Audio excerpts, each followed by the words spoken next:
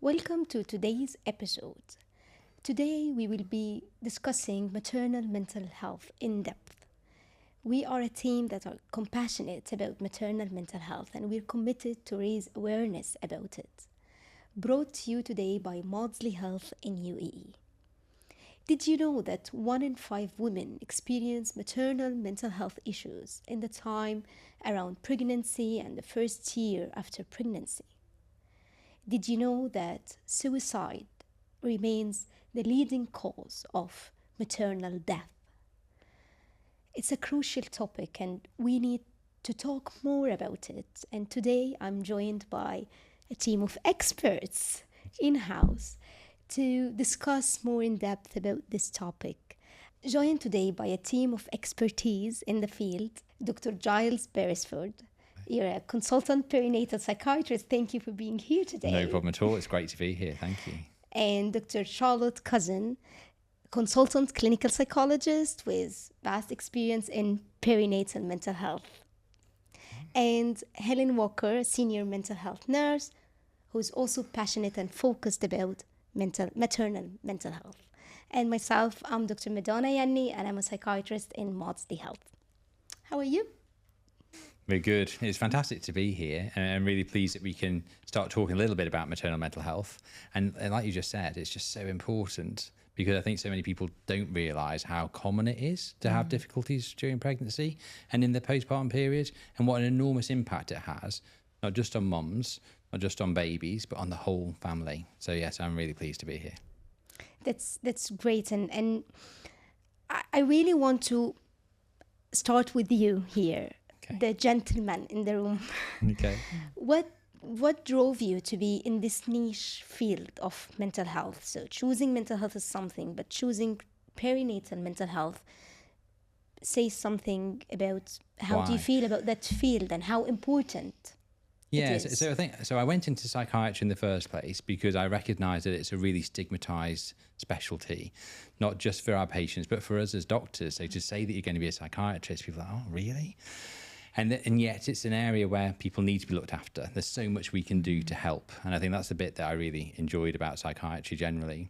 Then when I did my psychiatry training, I think what I started to realise is how important those early years are and how important that relationship is between mum and baby and how drastically impacted that can be if your mum is unwell or if anything else is happening in your family when you're a baby growing up, and how it can have lifelong consequences. And so I suppose throughout my training, what I was really thinking about is how can we do really early intervention? What can you do to make a real difference? And I think maternal mental health is as early as it gets. I think you can make a real difference. And at the end of it, the reason why I love my job so much is that you get a healthy baby, but you also get a healthy mom who realises how much she can really do and that she can be the mom that she always dreamt of, wanted to be. It's a really rewarding specialty. Wow, that's really inspiring. And I'm sure you have helped many moms and families. Yeah, I mean, I've been lucky enough so working in Birmingham for the last 15 years in the UK, then literally seeing thousands of women and families coming through our doors. And the stories that we hear back, they make your day, they make your year, they're fantastic. And I still have patients who will be coming back year after year to drop off presents, Christmas presents, all these other things, just to stay connected to the unit and to the service that they received, because they recognise how life-changing the service has been for them and what an opportunity they've had because we've been around. And so I think having seen that in England, it just makes me think that the rest of the world needs something. Yes. And I think in the UAE, there will be the same problems. And so it's just thinking, well, how can we do something? How can we make a real difference to make our moms here be able to be the mom they wanted to be and to really help our babies to grow and to flourish and become the young adults that we want them to be as well? Yes, true. And as you say, that it's different in different places, in different cultures. And I think I'm moving now to Helen, because you have worked here for some time and you have great passion to help moms and families during that time. I wonder what misconceptions you have encountered doing what you do every day. Yeah, I mean, you've both mentioned it already, but just how common these problems are. You know, 1 in 5 women will experience a mental health problem in pregnancy or after having a baby. But not only that, it's the feeling that won't happen to me. That will happen, you know, I've never experienced mental health problems before, it's not going to happen. But actually, it's such a vulnerable time for everybody, for all of us. Yeah. So, yeah, have you heard of the story about the flamingos? Oh, tell us. No. So flamingo mothers, when they have their babies, they lose their pink. Okay. So they give so much care and nurturing to their babies that they're depleted of their own colour. Gosh. Yeah, and it really makes me think of, reflecting on that, like in human motherhood and especially in postnatal depression. I think one of the things about depression itself is that it prevents people from being able to see a future. You know, people feel stuck and hopeless, and like that's how they're going to feel forever. And I think, just being able to give the information, I think, and that's part of our jobs, isn't it? To send that message and to give that information that there is treatment, you know, people will get better. And just like the flamingos, people will get their colour back. That's brilliant. I really like that analogy, the losing your colour. I think that's a real good sort of parallel, isn't it, with women who are going through postnatal depression. It is like they've lost their colour. They can't see the colours around them. They can't see the joy of what's happening. I think that's really good. And I think the other bit of it as well is this idea that somehow you're to blame, that you're responsible. But it's just a biological process. It's just, I mean, going through pregnancy, giving birth, it's enormous, isn't it? So if you think of it, it's just an enormous physical act that your body goes through. And therefore, it's almost inevitable. It's going to have quite a big impact upon who you are as a person. And it doesn't mean that you're a bad person or a weak person or a bad woman or a bad mother. It just means, well, yeah, your body's gone through a lot. And so there's no sort of blame or judgment attached to it. It's just a reality, isn't it? And 1 in 5, like you say, it's just enormous, isn't it? There's a lot of women who are struggling.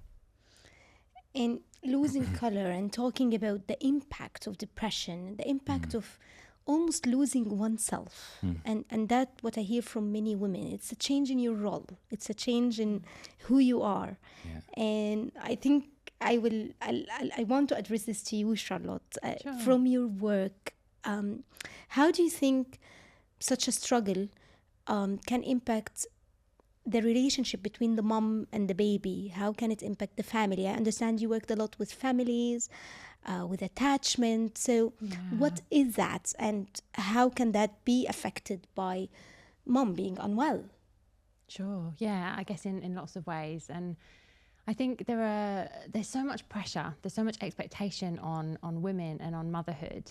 And I think the expectation is often that women should be completely fulfilled by motherhood, and that we should kind of be completely absorbed in motherhood, and that it's okay for every other part of our identity and our lives and other roles to kind of fall to the side. And for some women, maybe that does feel okay, and there's no judgment about what does and doesn't feel right for a woman. But many women do find kind of motherhood can become all-consuming and overwhelming and exhausting.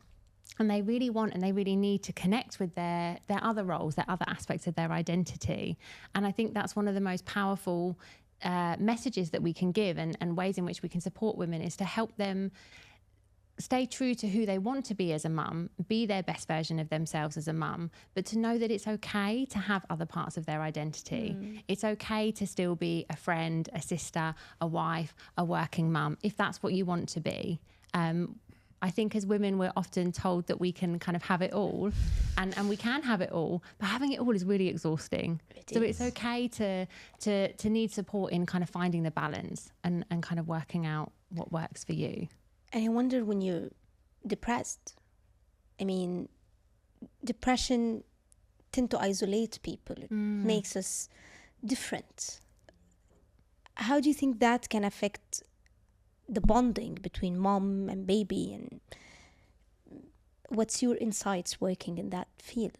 Yeah, So I guess we know that a lot of women, not every woman that has postnatal depression will struggle to have a bond with their baby, but for a lot of women that will be the case. So just as you said, Madonna, when we feel depressed, we feel really low in mood, we feel really low in energy and in motivation. Anything and everything takes so much energy and so much effort. And it can feel really difficult for mums that are really depressed to consistently kind of show up in the way that they want to for their baby. Also, it becomes a bit of a vicious cycle, because one of the emotions that we feel most strongly when we feel depressed is guilt and shame. So often women will talk about feeling really guilty because they know they're not necessarily showing up in the way that they want to for their baby. And that makes them feel really, really guilty. So then they kind of withdraw even more, and it just kind of, the guilt and the shame just grows and grows and grows. I guess what we also know in depression is that often we have really negative thoughts about ourselves, our situation. As Helen said earlier about the future, our brain can become a really negative, scary, kind of dark place. And we can end up kind of believing things like, we're not a good enough mum. Maybe it's better for our baby to be looked after by other people. They're doing a better job. One thing I hear from mums all the time is, my baby smiles so much more with other people. My baby seems so much happier with other people. So it's better for my baby to spend time with other people. And I can understand that, but the problem with that is then mum feels even less confident in her ability to kind of care for to care for baby. So I guess one of the things that we do in postnatal depression is really help mum find those moments of connection, find her strengths, and help her really play to her strength, to find ways to spend time with her baby that feel enjoyable, feel possible, bring the kind of joy and bring that connection kind of back together to the relationship. Wow, that's amazing and really empowering. I think guilt and shame is a theme when we talk about mental health in general, but when we talk about mental health of women who are pregnant or just delivered, and they're struggling. And I wonder, now we're coming from different parts of the world. So I'm Middle Eastern, you're coming from UK, and you have practiced here and there. I just wonder, did you find stigma different in UK compared to here? So there's still a lot of stigma, I think, in the UK. I think that because it is such an expectation that when you're pregnant, you must be the happiest you've ever been. This is fantastic news. So everybody automatically approaches you and assumes that you'll be over the moon and happy. But if in actual fact that is not your experience, then yeah, you feel really guilty and really ashamed of the fact that you're not feeling what everybody else says you should be feeling. And similarly, when you've got a new baby, there's just so much pressure that your baby's beautiful. All babies are beautiful. Everyone's got the most beautiful baby in the world. But if you as a mother doesn't actually feel that, then that's really shameful. That feels as though that feels as though I'm a bad mom or a bad person because I can't see it. And of course, I mean, depression at any time is awful. But to be depressed at a time when there's all this expectation that you should be happy, it feels like a real double whammy. It's sort of it's bad enough being depressed, but to have on top of that to be trying to get to know your new baby, learn all of these new tasks about how you look after a baby, develop that new relationship, and the rest of the world watching you quite intensely and judging you quite frequently and saying this is what you should be doing and this is how you should be enjoying it, and you should love every moment because this isn't forever and it's going to go soon, so you've got to do more and more. There's so much pressure which is attached to it. So I think in the UK there's huge amounts of stigma and huge amounts of fear that other people are going to judge you, think that you're not good enough, think that the baby is better off somewhere else or is going to be removed from your care. And so a big part of our job in the UK was trying to overcome that stigma and say, actually, this is just another normal part of pregnancy. We know it's so common that 1 in 5 moms are going to struggle. It's more common than having high blood pressure during pregnancy. It's more common than having diabetes. It's really common, and it's okay to tell us. And the reason why it's okay is because there's so much we can do about it. We can make this better, but only if people know about it. And so it's just reaching out, talk to your friends, talk to your family, talk to your professionals if you need to. Let them know that this is what's happening. Get that expertise, get the specialist input who can actually work and help you either through psychological work, through medication, whatever it is that works. The key thing is get some help so we can make a real difference. Yes, definitely. And yeah, we need to encourage each other.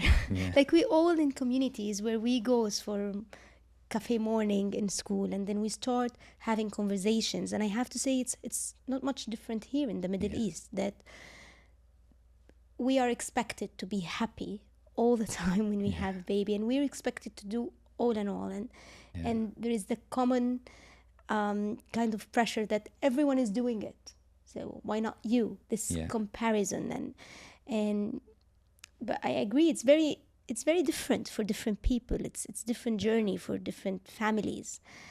And you have said about, I sensed the multidisciplinary team coming here. You talked about medication, psychological therapy, and other things. So I would like to hear from a nurse in-house. What do you think, or why do you think it's not a one-man show? Like it's not someone can say, you know what, I will do it all by myself. Why everyone is important as a team? Yeah, I think it's just important to have that whole multidisciplinary approach, isn't it? And because it's so complex, there's so many different aspects of a woman's journey, of their needs at the time. So it's important to have all those aspects. So the medication side, and then the psychological therapies, and it all fits together around the woman. And I think that's one of the privileges of being a nurse, because we're often at the centre of that, and we sort of coordinate all of that care around the woman, and we get to probably have the closest relationship with the family and get to see the whole journey from start to finish. And that's one of the reasons that I love my job. And yeah, I think it's hard, and we spoke about postnatal depression in the sense that it robs people of that ability to see the future and that hope, and being able to be that beacon of hope for somebody and to hold that hope when they don't have it themselves is a real privilege. Yeah, but I think your patients are lucky to have you, definitely. And I think we have before went to maternity hospitals, kind of raising the flag of the importance of maternal mental health, because usually maybe OBG, obstetrician or gynecologist, they might be actually the first person that women can go and ask for help, or partners can go and ask for help. And the feedback that day was amazing. And I think it was enlightening to see how important is a topic, but how also it can be easily neglected, easily just, pushed aside, because we're thinking about so many other things. And one theme I have noticed, talking just to friends and colleagues or in events like that, when we talk about tocophobia, it's something that whenever we talk about, I would find someone in my group or in my circle say, oh, I had a horrible birth and I would never do it again. Or I have witnessed a horrible birth, and we were talking about that yesterday in the car, even like I have witnessed someone who had very difficult birth and I would never want to go through that. So I want to touch base a bit on that. And you told me, Charlotte, you're very passionate about this subject. So can you walk us through what is tocophobia and how important is it to deal with it? Yeah, absolutely. So tocophobia is an extreme kind of fear of childbirth. So when we're talking about tocophobia, we tend to think about sort of primary tocophobia and secondary tocophobia. So primary tocophobia is when we have a fear of childbirth when we haven't yet had an experience of giving birth. So this might date back to sort of what you were saying a moment ago. Maybe we've seen someone else kind of have a really difficult experience of birth, or maybe we've had some really difficult life experiences in the past, such as kind of maybe some interpersonal trauma that means the idea of having to give birth and have lots of physical examinations feels really terrifying. Then we also have what we call secondary tocophobia, which is when we've already had a traumatic experience of childbirth, and understandably, that makes us feel really fearful about giving birth again. So tocophobia is really quite common.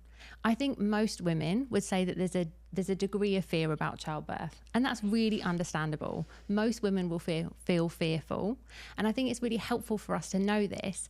But I think the difficulty with that is that then sometimes women maybe downplay and don't feel able to really speak up and talk about just how fearful they feel, because they think, oh, like, everyone feels scared.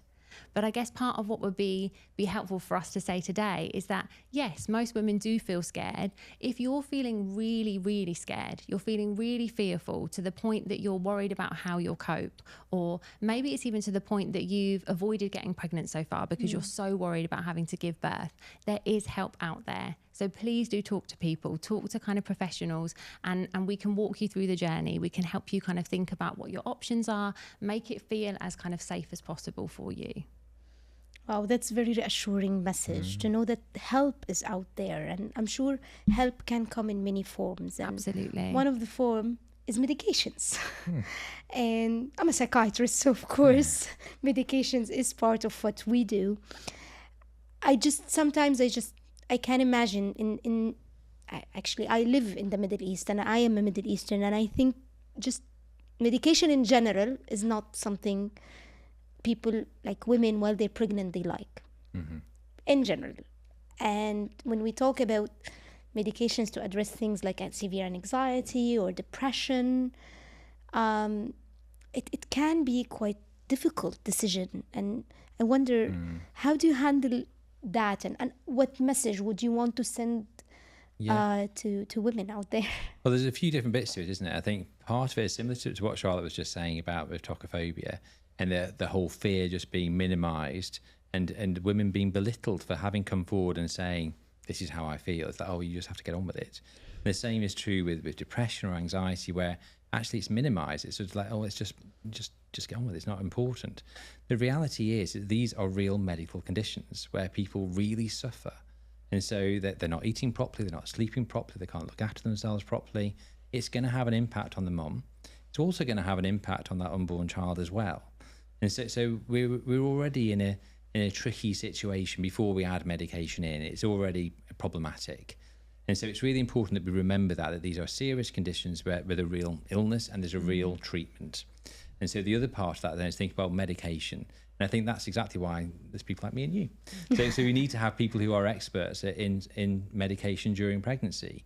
So there are lots of studies which have happened, lots of papers have been written about which medications seem to be safer than others. And it's looking at trying to make sure that we get the safest possible medication and then allowing people to make informed decisions. So what's the risk of being poorly against what's the risk of the medication that we might potentially prescribe, and then what do we do next? And then it's also recognising there's a choice. And so I'm not going to judge anybody for either accepting medication or not accepting medication. I'm just going to say these are the options. And this is what I think we ought to do. But whatever you decide to do, I'm going to be here and I will work alongside you. And the other aspect of that is recognise it's not just medication. So we know that psychological work is amazing. It can really transform lives. And we know that receiving support from a supportive therapy or supportive team around you can also just make things so much easier to get you through the pregnancy. There are other things that we can do. So the message, so what would I say? I suppose seek help. Tell people that this is what's happening to you. If they're not listening to you, or if they're even worse, if they're belittling what you're saying, they're not the right people to be telling. You need to go and get help elsewhere and seek professional help. And I'm really glad that we're now getting a specialist perinatal mental health service for UAE. And so ultimately there is a professional team out there that you can reach out to and let them know this is how I'm feeling. And then ultimately the answer to all of this is going to be listen to the advice, work with your clinician, work with your therapist, and let's come up with an answer together. No one wants to impose anything on anyone. You just want to listen, understand, come up with a plan that's going to work for you. I think that's what we can offer, and that's what we should be doing. Couldn't agree more. It's all about being individualized, realizing that this person is in the center of the care. So the whole team is there just to support that person. They are the center of care, and it's not the diagnosis, it's not the illness, it's the person. And in that case, it's a whole family, because it's a mom, baby, and the whole family, isn't it? It was lovely discussion, really, and I think we can go on and on, because it's something that we know it's important and it can help a lot of families. And I'm really happy that it's finally in the Middle East as well. Maybe I would like to hear from each of you final words, final message. So the floor is yours. You want to start, Helen? Okay. What would my final message be? Talk. I think talk about it. I think the more we talk, the more we are honest, and the more that the stigma will reduce, and people will get the help as early as possible, to prevent things from potentially getting worse. So I think, talk, intervene early. Yes. I think someone said it earlier that there's so much judgment kind of around women during pregnancy and the postnatal period, and I think sometimes people think that coming to a mental health professional, we're somehow going to also kind of judge you and judge your mental health, when in fact the opposite is true. We're not here, as Dr. Giles said earlier, we're not here to judge anyone, and we're also not here to make decisions for anyone. We're here to walk alongside you and with you, to give you information based upon what we know from research and from our experience, to help you make the best decisions for you and for your family. Yeah, and I think just adds on to that, really. It's just thinking about, I'm so often struck by when women do come into my outpatient clinic and they do open up and they do speak to me, by the sheer bravery that they exhibit at that time, that they are putting all their trust in me to tell me their story, the things that they daren't tell other people. And I suppose the message I'd want to give, that it's okay. We can cope, we can manage, we can hear your story and we can hold it, and we can come up with a plan together. It's safe to do it. And so although it feels enormous just going out and asking for help, it will feel enormous coming to the outpatient clinic for the first time, and then feel enormous speaking to us, it's okay. We're on your side. We want this to be all right, and we will make it okay. And so I think it's, so the final message is be brave. Come and speak to us. We'll look after you and we'll be all right. Exactly. It's okay. And now there is specialized service, there is team that is there, passionate and really want to help.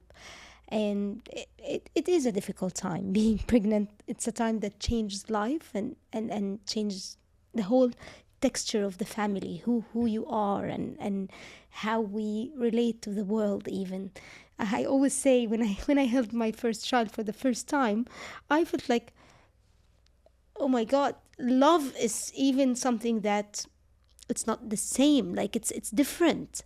And I know that each woman relate differently, but it's okay not to be okay.